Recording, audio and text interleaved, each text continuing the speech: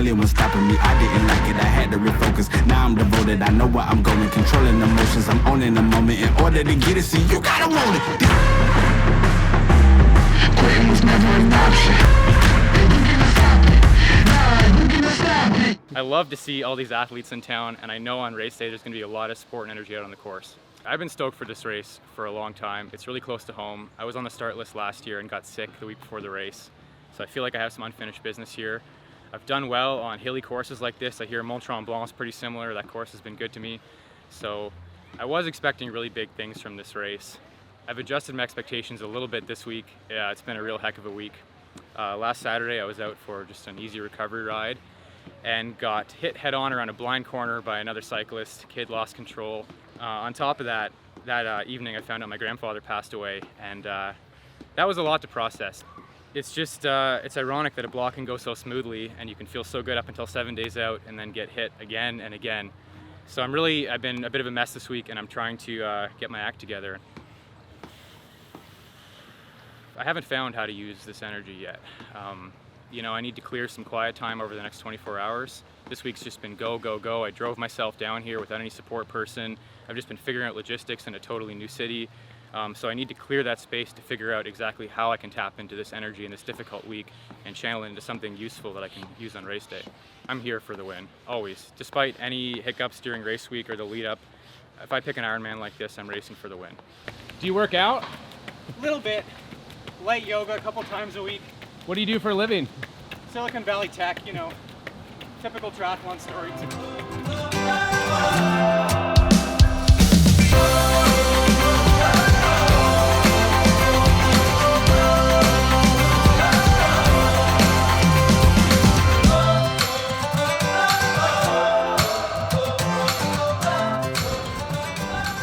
Sharing the local knowledge with Cody Beals. He's never been here before. Had to tell him what's what about the bike course. How are you feeling?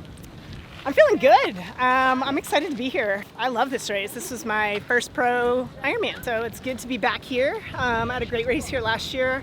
It's a challenging course. It's fair. I think it requires smart pacing, because if you don't take the first half of the bike smartly, you'll pay the price for it. I know a lot of folks come up here just to cheer, so I feel like I'll have a lot of support out there. It's gonna be a good day. I leave the commentary booth every race I get to call, and I'm excited to go train and get better myself. So it's a real blessing. I love our team. I love being able to do it.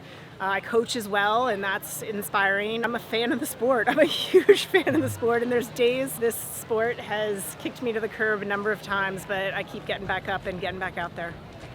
What if you qualify for Kona here this weekend?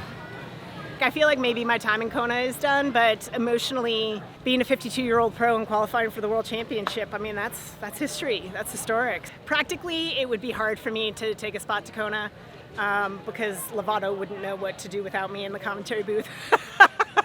Just kidding, Michael. But again, I'm not going to waste time worrying about hypotheticals at this point. I'm just going to find a finish line. Check in with you in a little bit.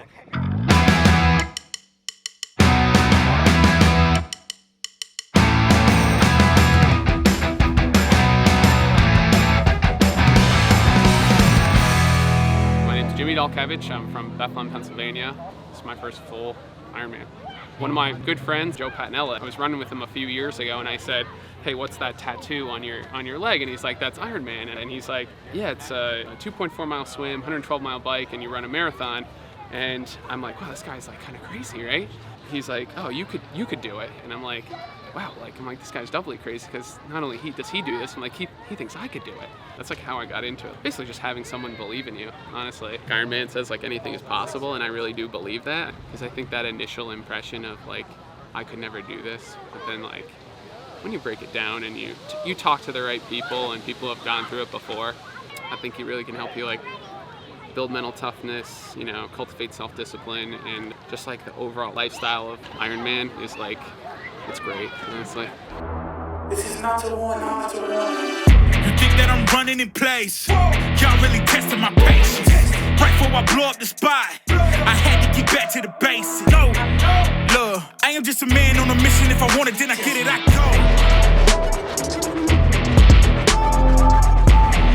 Don't let me lose my mind, 'cause I'm looking like Wesley, test me. Expectations are always the same, just giving the best that I can on the day. I've been feeling good.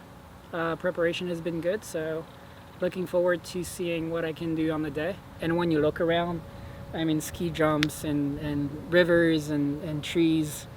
The roads are in pristine conditions here. It's fun. It's an amazing course, really. Definitely in a better headspace than I was back in May. No major injuries. The training has gone well. Coming to this beautiful place, absolutely love Lake Placid, so one of the best courses, I think. And then maybe going to Mont Tremblant next month as well, so it's 2 amazing races back to back. So I'm in a good headspace, so hopefully it stays that way on Sunday. I think Kona is in everybody's mind, but for now it's going to be trying to do the best that I can do and hopefully show my fitness. Any advice for age groupers on Sunday? Probably leading up to the race, just hydrate and not just water. Take electrolytes, very important. And just stay off your feet starting tomorrow and Saturday because it's pretty hot and humid. And have fun. That's the most important. I mean, you're going to be hitting highs and lows, and that's how you navigate those. So have fun. And we're lucky to be able to do what we're doing. Some people just can't do it, so enjoy.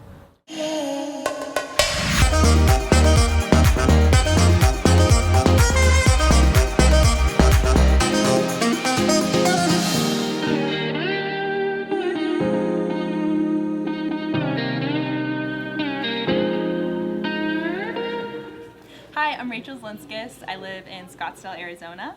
I work as an associate biostatistician for a clinical research organization, and I'm also a professional triathlete. All right, so just wrapped up for the day, so work's out of the way, time to get the other job going, which is a nice swim in Mirror Lake. I couldn't be more excited to be back here. I really love this course, so I'm excited to get out there. I absolutely love the swim. I was told once you swim at Ironman Lake Placid, you're spoiled for the rest of your life in terms of Ironman swims because it's really the best one out there. Hopefully I'll be coming out of the water alone for this race, and my goal is to just not let that intimidate me, not to feel hunted. That can sometimes feel that way when you're off the front of the race from the beginning because there's nowhere for you to go other than down. So definitely trying not to let that get in my head too much. And just, try to stay at the front for as long as I can and just, do my best. What would it mean to you to get a podium here? Oh my gosh, I just got chills thinking about it. It would be incredible.